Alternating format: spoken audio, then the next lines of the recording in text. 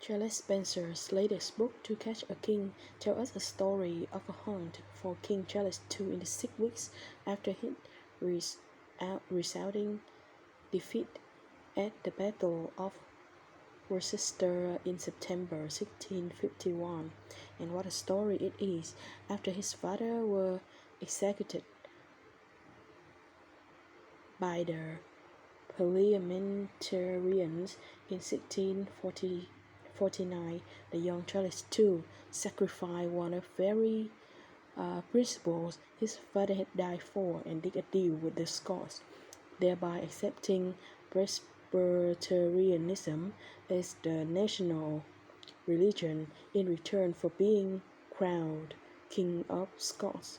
His arrival in Edinburgh prompted the English Parliamentary Army to invade Scotland in a pre-emptive strike.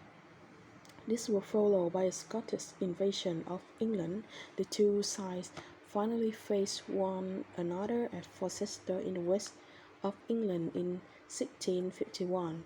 After being comprehensively defeated on the Meadow outside the city by the Parliamentarian army, the 21-year-old king found himself the subject of a national manhunt, with a huge sum offered for his capture.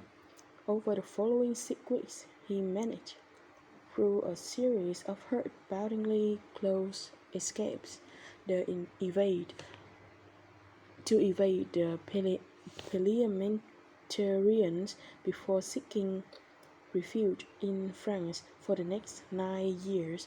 The penniless and defeated Charles wandered around Europe with only a small group of loyal supporters. Years later, after his restoration as king, the 50-year-old Charles II requested a meeting with the writer and diarist Samuel Pepys. His intention when asking Pepys to commit his story to paper was to ensure that this most extraordinary episode was never forgotten. 1 to 3 hour sittings, the king related to him in great detail his personal recollections of the 6 weeks he had spent as a fugitive, as a king and secretary settled down, a scene that is surely a gift for a future scriptwriter. Charles comments his story after the battle was absolutely lost as to be beyond hope of recovery. I began to think of the best way of saving myself. One of the choice of Spencer's book, a result not least of its use of Charles II's own narrative, as well as those of his supporters, illustrates how close the reader gets to the action. The day-by-day retelling of the fugitive's doings provides delicious details.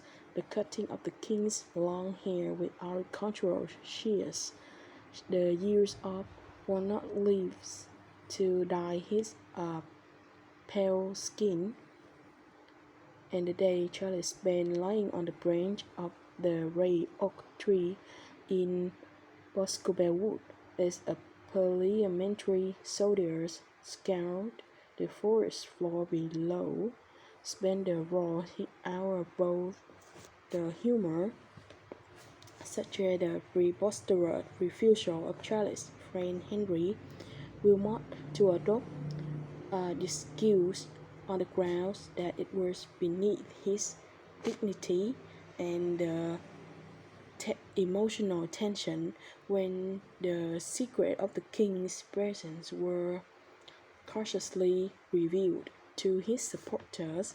Charles' adventures after losing the Battle of Worcester hide the uncomfortable truth that whilst almost everyone in England had been appalled by the execution of his father, they had not welcomed the arrival of his son with the Scots army, but had instead firmly bolted their doors. This were partly because he rode the head of what looked like a foreign invasion force, and partly because, after almost a decade of civil war, people were desperate to avoid it beginning again. This made it on the more interesting that Charles too himself loved the story so much ever after, as well as retelling it to anyone who would listen, causing eye-rolling among courtiers. He set in train a series of um, initiatives to memorialize it. There was to be a new order of chivalry, the Knights of the Royal Oak. A series of enormous oil paintings depicting the episode were produced, including a 2-meter wide canvas of Boscobel wood and a set of 6 similarly enormous paintings of the king on the run. In 1660, Charles II commissioned the artist John Michael Wright to paint a flying swarm of cherubs carrying an oak tree to the heaven on the ceiling of his bedchamber. It is hard to imagine many other kings marking the lowest point in their life so enthusiastically. And indeed, pulling off such an escape in the first place, Charles Spencer is the perfect person to pass the story on to a new generation. His pacey, readable prose steers deftly clear of modern idioms and elegantly brings to life the detail of the great tale. He has even handed sympathy for both the fugitive king and the fierce Republican regime that hunted him, and he succeeds in his desire to explore far more of the background of the story than previous books on the subject have done.